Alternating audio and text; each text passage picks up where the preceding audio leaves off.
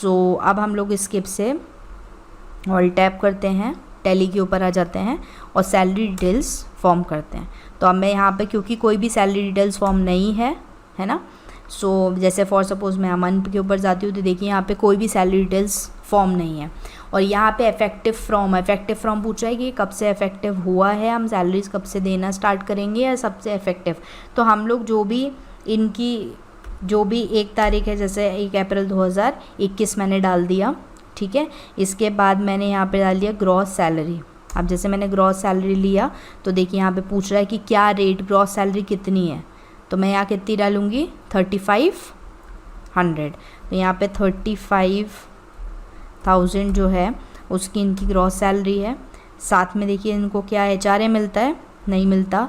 इसके साथ कन्वेंस मिलता है, मेडिकल, अदर सारे अलाउंसेस मिलते हैं। तो मैं अलाउंसेस यहाँ पे सैलरी डिटेल्स में ले लूँगी कन्वेंस। ओके, कन्वेंस कितना मिलता है देखते हैं, 100 रुपीज़। तो ये मैंने 100 डाल दिया। कन्वेंस के बाद फिर क्या है इनका मेडिकल अलाउंसेस। मेडिकल देख लेते हैं हम कितना है, 350। तो मैंने 350 ये भी डाल दिया। इसके बाद देखते हैं मोबाइल भी देते हैं इनको अलाउंसेस में। तो मोबाइल देखिए 450 ये मैंने डाल दिया। देन उसके बाद उनने बोला है अदर अलाउंसेस में मैंने अदर अलाउंसेस को सेलेक्ट किया।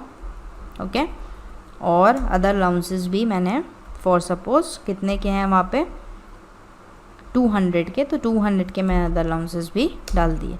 अब इसके बाद वो पूछ रहा है कि कोई डिडक्शन है, तो डिडक्शन में उसको तीनों चारों डिडक्शंस हैं।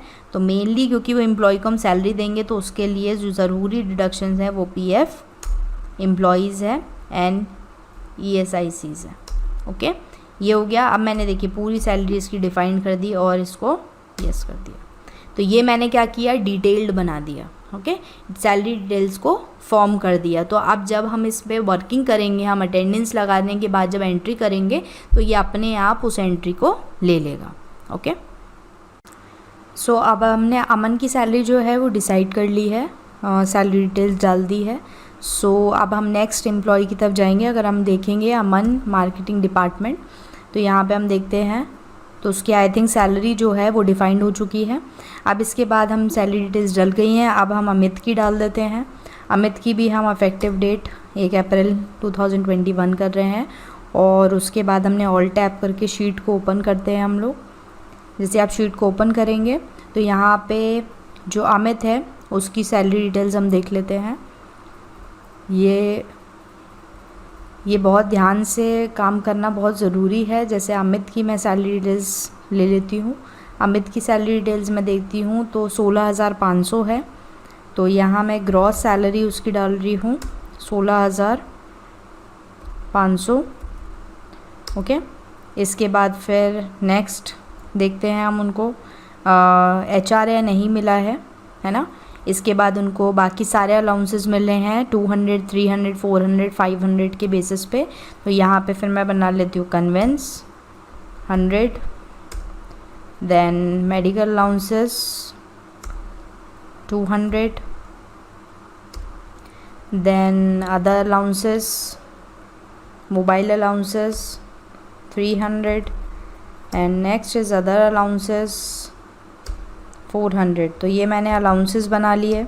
साथ में ऑल टैप करके देखते हैं शीट में कि उनको क्या क्या जो डिडक्शंस है वो मिल रहे हैं। तो डिडक्शंस में हमारे पास PF, ESICs सारे डिडक्शंस हैं।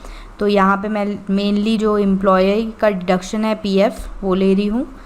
साथ में एम्प्लॉई जो है उसका भी कंट्रीब्यूशन ले रही हूँ, EPS ले रही हूँ, ESICs, EDLI, ESICs।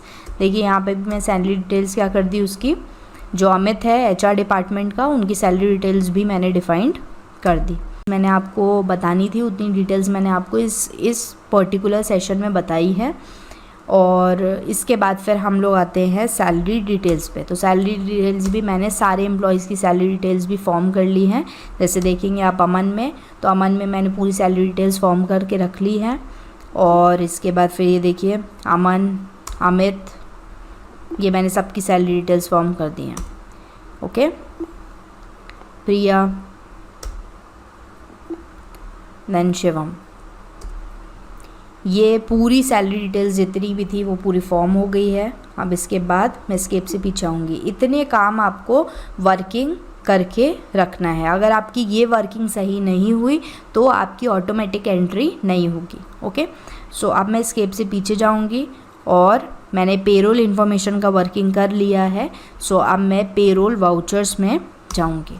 ओके, और इसका इफेक्ट भी आपको बताऊंगी कहाँ लगेगा। अब ये देखिए यहाँ पे जो पेरोल वाउचर्स में हम लोग आए तो पेरोल वाउचर्स में आपको पेरोल की एंट्री और साथ ही साथ आपको अटेंडेंस, ये दोनों काम आपको यहाँ पे करने हैं।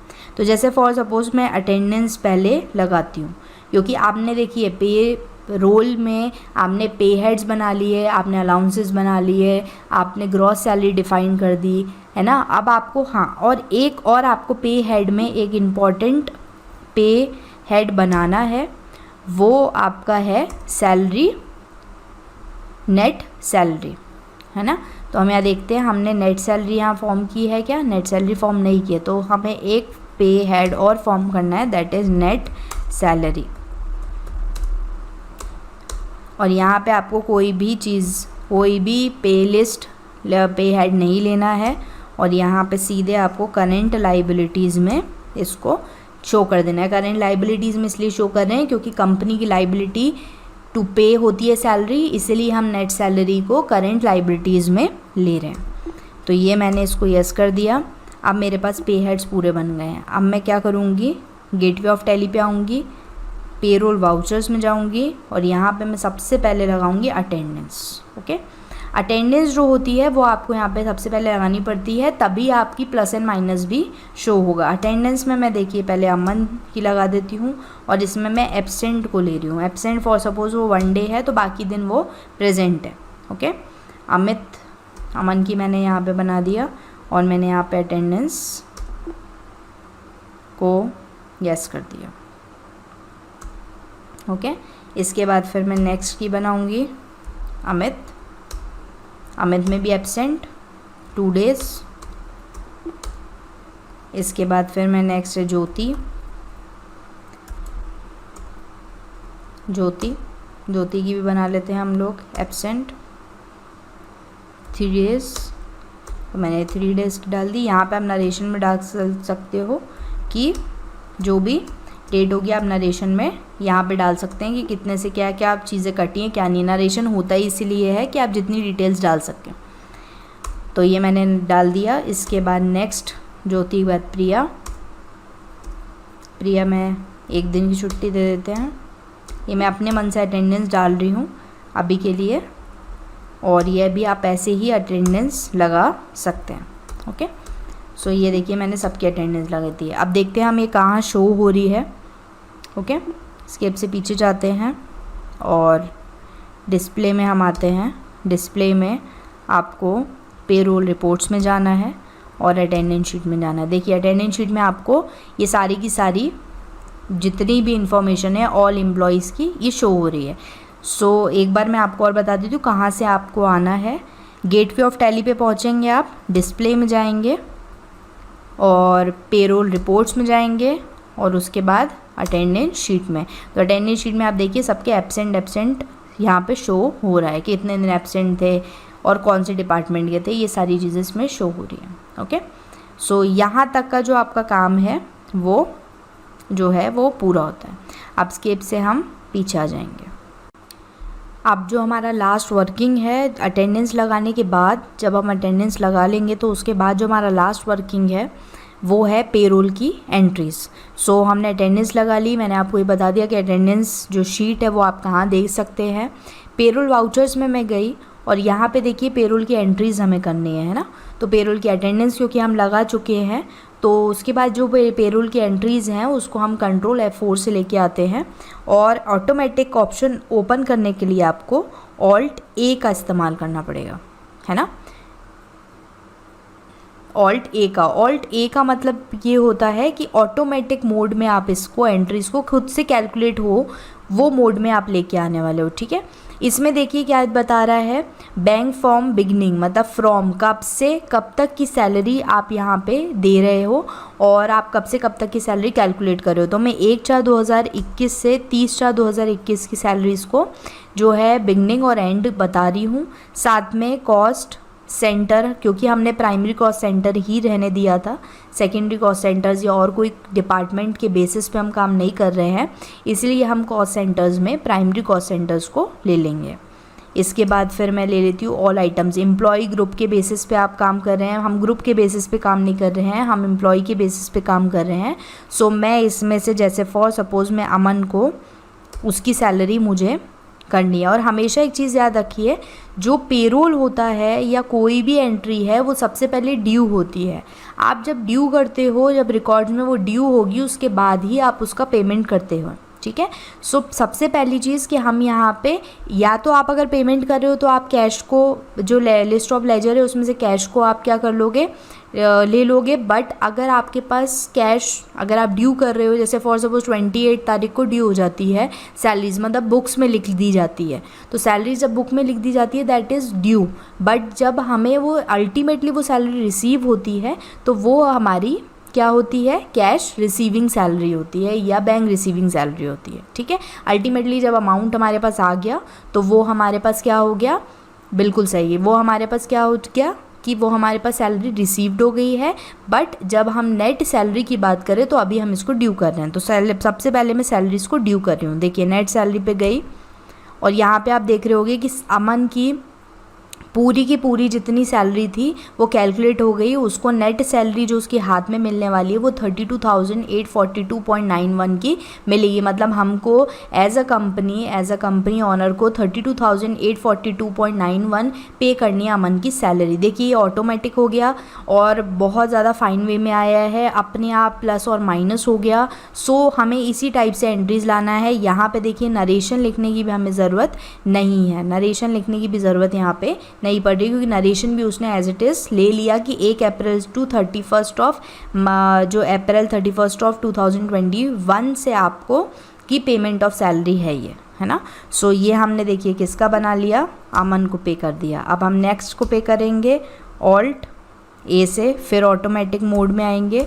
और उसके बाद हम इसमें जो है वो अमित को हम लोग जो है वो लेते हैं, उसकी सैलरी हम लोग नेट सैलरी ड्यू करते हैं। देखिए अमित को हमें 16,265.83 देना है, तो ये हमने जो है अमित की सैलरी जो है वो डिफ़ाइन कर ली है, ठीक है। उसके बाद नेक्स्ट जो है वो हम लोग ले लेते हैं ऑल्ट ए। फिर से हम यहाँ पे देख लेते हैं कि किसकी सैलरी हमें लेनी है। अमित के बाद हम लोग सैलरी लेंगे ज्योति की सैलरी नेट सैलरी। तो यहाँ पे देखिए 26 कितनी देनी है ज्योति को, 26,452.62 का अमाउंट पे करना है अप्रैल मंथ की सैलरी। एंड जो लास्ट हमारे पास एम्प्लॉई है ऑल्ट ए, तो देखिए जब आप सेटिंग्स पूरी तरीके से हमने ठीक तरीके से की तो यहाँ पे बहुत आराम से जितनी भी सैलरीज़ हैं वो अपने आप कैलकुलेट होके आती जा रही हैं। देखिए 35,256.250.40 ये आपके पास आ गई है नेट सैलरी। इसके बाद फिर हम लोग ऑल्ट ए करेंगे और यहाँ पे हम लोग नेक्स्ट शिवम को सैलरी देते हैं नेट सैलरी। ये सब सैलरीज देखिए मैं ड्यू करती जा रही हूँ। 36,500.58 सैलरी शिवम को देनी है और ये देखिए यहाँ पे। तो अब आप यहाँ पे जब हम स्केप से पीछे जाते हैं देखिए कितने आसानी से ऑटोमेटिकली वो पूरी की पूरी जितनी भी हमारे पास सैलरीज थी वो उनकी एंट्रीज कितने आसानी से हो गई हैं। बट उसके लिए सबसे पहले हमें पे रोल इन्फॉर्मेशन पे जाके ये सेटिंग्स को ठीक तरीके से करना ज़रूरी है, तभी ये काम आपका आसानी से हो पाएगा। अगर यहाँ पे कहीं भी मिस्टेक हुई तो ये सैलरीज जो ऑटोमेटिक आ रही हैं वो सैलरीज ऑटोमेटिकली नहीं आएंगी। अब मैं स्केप से पीछे आती हूँ और मैं आपको दिखाती हूँ डिस्प्ले डे बुक। देखिए यहाँ पे सारी पेरोल की हमने ड्यू एंट्रीज अभी ड्यू की है, हमने पेमेंट नहीं किया है, अभी सब ड्यू करी है, मतलब बुक्स में रिकॉर्ड कर लिए हैं। देखिए जितने भी एम्प्लॉयज़ थे, मेरे पास 5 एम्प्लॉयज़ थे, उन सब की मैंने सैलरीज़ को क्या कर लिया है, बिल्कुल सही ड्यू कर दी है। और यहाँ पे ये इनके रिकॉर्ड डिस्प्ले डे बुक में इनका रिकॉर्ड भी शो हो रहा है। अब मैं यहाँ से स्केप से पीछे जाती हूँ, ओके, और इसके बाद मैं और देखती हूँ कहाँ कहाँ इफेक्ट पड़ता है। पेरोल रिपोर्ट्स में आती हूँ, स्टेटमेंट ऑफ पेरोल्स में जाती हूँ, पे स्लिप। अब जैसे फॉर सपोज मुझे अमन है ना, pay slip, statements of payroll में पे स्लिप का मतलब होता है कि अमन की पे स्लिप कैसी बनेगी। तो यहाँ मैंने पे स्लिप्स पे एंटर किया अमन, तो देखिए अमन की पे स्लिप्स इस टाइप की आ जाएगी। इसी की आप क्या करते हैं, हाँ, प्रिंट आउट निकाल के और सामने वाले व्यक्ति को आप दे सकते हैं। तो यहाँ पे देखिए पे स्लिप्स इस टाइप से फॉर्म हो गई, ओके। इसके बाद हम लोग देख लेते हैं पेरोल शीट। ये देखिए पेरोल की शीट बन गई। पूरा आपको अलग से बनाने की ज़रूरत नहीं, ये पूरा उसने PF ESIC कैलकुलेशन करके ये शीट फॉर्म कर दिया। इसी को आप एक्सेल में जो है इंपोर्ट कर सकते हैं और वहाँ पे भी वर्किंग कर सकते हैं। इसके साथ साथ उसने पेरोल स्टेटमेंट्स में आपके पास ये सब चीज़ें दी हुई हैं कि ग्रॉस सैलरीज कितनी कितनी गई हैं, किस किस एम्प्लॉय की किस किस डिपार्टमेंट की कितनी कितनी सैलरीज गई हैं, वो भी आपके सामने शो कर रहा है। सो ये आप पेरोल जो स्टेटमेंट है वो पे हेड्स के बेसिस पे भी देख सकते हैं, ठीक है। पेमेंट यहाँ पे ये प्रिंट आप निकाल सकते हो, पेमेंट एडवाइस, ठीक है। और यहाँ पे देखिए आप अटेंडेंस रजिस्टर्ड हो चुका है, अटेंडेंस रजिस्टर मैंने आपको बता दिया है। और इसके अलावा आप ये सारी चीज़ें आप देख पा रहे होगे आराम से। आपको पेरोल जो शीट है वो भी फॉर्म हो गई, अटेंडेंस शीट भी फॉर्म हो गई, आपके पास स्टेटमेंट्स भी पूरे आ गए। सो ये आपका पेरोल का काम होता है। और यहाँ इनके इफ़ेक्ट्स पड़ते हैं, ये जितने भी मैंने आपको पेरोल रिपोर्ट्स बताए यहाँ इफ़ेक्ट्स पड़ेंगे, डे बुक में इफ़ेक्ट पड़ेगा। और अब जब आपने ड्यू कर ली है तो लास्ट आपका बचता है कि आप पेमेंट कैसे करेंगे। तो अकाउंटिंग वाउचर्स में मैं जाती हूँ, ठीक है, और पेमेंट F5 वाउचर में गई मैं, और यहाँ पे मैंने जब एंटर किया तो मुझे नेट सैलरी वो पे करनी है, ओके। तो नेट सैलरी टोटल मेरे पास दिखा रहा है कि मुझे इतने की नेट सैलरी पे करनी है ना। तो 1,40,000, अगर नीचे देखो तो 1,47,312.34 इतने की मुझे नेट सैलरी पे करनी है। कैटेगरी यहाँ पे मैं ले लेती हूँ अमन, यहाँ में ये टोटल दिखा रहा है आपको नेट सैलरी, और यहाँ पे मैं ले लेती हूँ पहले की मुझे ऐसे फॉर सपोज 33,000 पे करनी थी, है ना। तो यहाँ मैंने ले लिया प्राइम, और यहाँ ले लिया अमन, और यहाँ पे मैंने पे कर दिया in the form of cash.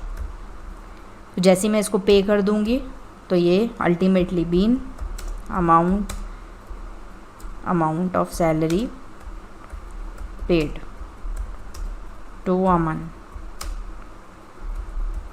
Okay. और ये मैंने एंटर किया और एंटर किया। देखिए यहाँ पे मैंने पेमेंट की एंट्री भी कर दी। तो जब मैं डिस्प्ले में जाऊँगी, डे बुक में जाऊँगी, तो वहाँ पे मैं देखूँगी तो मेरे पास यहाँ पे आपको एंट्रीज शो हो रही है कि पे भी हो चुका है, ओके। सो देखिए ये पे रोल कितना आराम से ये पे रोल का पूरा हमारा वर्किंग हो गया है। सो एक बार हम इस पूरे सेशन को रिवाइज़ कर लेते हैं, और इसकी फिर आपको पूरी तरीके से जो शीट आपको प्रोवाइड की जाएगी, मटेरियल आपको जो प्रोवाइड किया जाएगा, उसको आपको अच्छे से मटेरियल को करना है। और जितना ज़्यादा आप इस काम को करेंगे उतनी ज़्यादा ही आपकी प्रैक्टिस फॉर्म होगी, और इतना ही ज़्यादा उस काम को आप डीपली समझ पाएंगे, ठीक है। सो हम एक बार इसको पूरे को रिवाइज़ कर लेते हैं, एंड देन फिर हम इस सेशन को एंड करते हैं। सो आपको एक एम्प्लॉई, हम फ्रेश एम्प्लॉयज़ ले लेते हैं और उसका पूरा वर्किंग फटाफट हम लोग करते हैं और समझते हैं। यहाँ पे हमारे पास जितना भी पेरोल इन्फॉर्मेशन है वो ओपन है F11 की से। आप F11 की पे जाएंगे, सबसे पहले फर्स्ट स्टेप F11 की पे जाके अकाउंटिंग व फीचर्स में जाके आपको मेंटेन पेरोल को येस करना है, पहला आपका काम। जब आप फीचर ओपन कर देंगे तो पेरोल आपको यहाँ पे शो होने लगेगा गेटवे ऑफ टैली पे। जब गेटवे ऑफ टैली पे आप आएंगे तो पेरोल इन्फॉर्मेशन पे आप एम्प्लॉय ग्रुप, जिसमें कि आपको मैंने बताया डिपार्टमेंट वाइज आप एम्प्लॉय ग्रुप फॉर्म कर सकते हैं। दूसरा, एम्प्लॉयज़ कि जितने भी टाइप के एम्प्लॉयज़ हैं, आपके पास बहुत सारे टाइप के एम्प्लॉयज़ हैं तो आप एम्प्लॉयज़ बना सकते हैं। जैसे मैंने आपको बताया कि हम एक शीट पे जाते हैं और शीट पे हम एक न्यू एम्प्लॉय ले लेते हैं। तो यहाँ पे मैं ले लेती हूँ दीपक। तो मैंने नया एक एम्प्लॉय मैं यहाँ पे ले लेती हूँ दीपक। तो मैं क्रिएट कर लेती हूँ दीपक। ये मैंने दीपक किया, इसको मैं डाल देती हूँ। दीपक को हम ऑल टैप करके देखते हैं हमारी शीट में कि दीपक किस साइड आ रहा है, एग्जीक्यूटिव एचआर। तो ये एचआर डिपार्टमेंट में आ रहा है। सो ये मैं एचआर डिपार्टमेंट में डाल देती हूँ। स्मूथली आपको वर्किंग है, आपके पास शीट होगी तो आप प्रैक्टिकल वर्किंग पूरी कर पाएंगे। प्रैक्टिकल वर्किंग के लिए आपको शीट चाहिए और शीट आपको, डेटा शीट आपको प्रोवाइड की जाएगी। 17/6/2020 ये इनका क्या है, बिल्कुल सही ज्वाइनिंग डेट है। तो 17/6/2017 ये मैंने दीपक की जो ज्वाइनिंग डेट थी वो डाल दी। एम्प्लॉई आईडी B006, 5 एम्प्लॉयज़ तक हम ले चुके हैं। डेजिग्नेशन है HR। ओके, तो ये देखिए मैंने कंट्रोल A से सेव किया और मैंने दीपक को भी फॉर्म कर लिया। ओके, तो ये जो मैंने एग्जिस्टिंगली जो एम्प्लॉयज़ बनाए थे उसमें एक और नाम जुड़ गया, दैट इज़ दीपक। ओके, अब स्केप से मैं पीछे आती हूँ। बाकी आपको यूनिट्स मैंने आपको बताई है, यूनिट्स फॉर्म करना ज़रूरी है क्योंकि इसी के बेसिस में मेजरमेंट होता है ना। इसके बाद अटेंडेंस में भी आप देख पा रहे हो कि सारे एब्सेंट, ओवर टाइम, प्रेजेंट ये बना दिए क्योंकि अटेंडेंस शीट जो हमने अभी फॉर्म की उसके लिए ये प्रेजेंट, एब्सेंट, ओवर टाइम ज़रूरी है। पे हेड्स वो भी पूरे फॉर्म है हमारे। पे हेड्स में मैंने जितने भी अलाउंसेस थे, डिडक्शंस एंड अलाउंसेस जितने भी थे, ग्रॉस सैलरी, नेट सैलरी, वो सारी की सारी इसमें पे हेड्स में मैंने फॉर्म कर दिए कि एट द टाइम ऑफ जो हम, हाँ बिल्कुल सही, कि जब हम सैलरी डिटेल्स फॉर्म करते हैं तो उस टाइम पे ये जितने भी पे हेड्स हैं ये हमारे पास होने चाहिए और करेक्टली आपके पास पूरे क्रिएट होने चाहिए ना। मैं यहाँ पे आ गई। इसके बाद में सैलरी डिटेल्स में आप देखेंगे तो सैलरी डिटेल्स में भी आपको दिखाई देगा कि ये सारे के सारे मैंने एम्प्लॉयज़ के ग्रुप्स और सैलरी डिटेल्स सबकी बनाई है। अभी मैंने दीपक की नहीं बनाई तो मैं दीपक की बना देती हूँ। 1 तारीख ग्रॉस सैलरी वो हम लोग शीट में देख लेते हैं। ग्रॉस सैलरी दीपक की कितनी है, 12,500। सो मैं 12,500 इसमें रख लेती हूँ। इसके साथ मैं कन्वेंस 200 दे देती हूँ। साथ में medical allowances 300, mobile allowances 400, other allowances 500। ये मैंने सारी की सारी अलाउंसेस डाल दिए। साथ में PF, ESIC, EPS मैंने ले लिया और इसके बाद मैंने ये सैलरी डिटेल्स को डिफ़ाइन कर दिया। जैसे ही सैलरी डिटेल्स मेरी डिफ़ाइन हो गई तो मैं स्केप से पीछे आऊँगी और पेरोल वाउचर्स में जाऊँगी। पेरोल वाउचर्स में सबसे पहले ध्यान रखिए आपको पहले अटेंडेंस लगानी है। तो कंट्रोल F5 इसकी अटेंडेंस की है। कंट्रोल F5 पे हम गए और साथ में मैंने दीपक की यहाँ पे अटेंडेंस एब्सेंट 1 लगा दिया। ये दीपक की अटेंडेंस है, बीन अटेंडेंस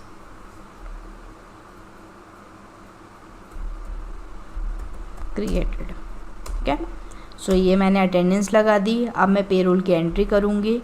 तो पेरोल की एंट्री में सबसे पहले ड्यू करूँगी। ऑटोमेटिकली Alt A का इस्तेमाल करेंगे आप लोग और उसके बाद फिर प्राइमरी में इसको रहने देंगे दीपक नेट सैलरी। अब देखिए यहाँ पे हमें 12,902.57 दीपक को पे करनी है। अपने आप कैलकुलेशंस होके आ गया और इसके बाद हम इसको सेव कर देंगे। जब आप सेव कर दोगे तो यहाँ पे डिस्प्ले में आपको पेरोल की नेट सैलरी जो पे की है वो आपको ग्रॉस सैलरी, वो अटेंडेंस विथ पेरोल की जो ग्रॉस सैलरी वो भी आपको दिखने लगेगी। सो अब हम लोग यहाँ पे लास्ट में पेमेंट कर देंगे अमाउंट का 30th को ही। Net salary 12,000 9,902। ओके, तो ये 1,00,000 होगी, 12,000 रुपये लिखना है। ओके, 12,000 किसकी है? ये दीपक की। और कैश से अभी नेगेटिव इसलिए आ रहा है कैश, क्योंकि हमारे पास अभी ओपनिंग बैलेंस नहीं है। सो ये कंट्रोल आर से मैंने नरेशन कॉपी किया, अमन की जगह मैं दीपक लिख देती हूँ, एंटर एंटर। तो ये आपका वर्किंग पूरा कंप्लीट हो गया। डिस्प्ले डे बुक में जाके देखेंगे तो आपका ये पूरा वर्किंग हमने 30 अप्रैल 2021 को किया है, वो पूरा दिख रहा है with attendance, payment, payroll entries. और साथ में आप जब बैलेंस शीट में जाएंगे तो वहाँ पे भी आपको Alt F1 से डिटेल ओपन करेंगे तो नेट सैलरी आपको कितनी पे करनी है वो दिखा रहा है। और कैश इन हैंड अभी आपका नेगेटिव है, इसलिए करेंट एसेट्स लाइबिलिटी साइड में आ गया है। ये हो गया। एंड प्रॉफिट एंड लॉस में हम देख लेते हैं Alt F1। तो यहाँ पे आप देख रहे होंगे कन्वेंस, ग्रॉस सैलरीज वगैरह इनडायरेक्ट एक्सपेंसेस में पूरा शो हो रहा है, डायरेक्ट एक्सपेंसेस में भी शो हो रहे हैं जो हमारी डिडक्शंस थे, ग्रॉस प्रॉफिट भी आपको दिख रहा है। तो ये सारे जितने भी आप एंट्रीज आपने की है उसका पूरा इफेक्ट आपको यहाँ पे ये जो शीट्स हैं उसमें दिखाई दे रहा है। सो ये है फ्रेंड्स आपका पेरोल। जो भी पेरोल्स हैं आपकी शीट्स आपको दी जाएंगी, उस पर आपको अच्छे से प्रैक्टिस करना है इस सेशन को। और ये जो सेशन जिस टाइप से चलता है उसी टाइप से आपको करना है। एंड आगे भी आपको और इन्फॉर्मेटिव जितने भी आपको लेक्चर्स हैं वो मिलेंगे। सो आप हमारे साथ बने रहिए। Thank you.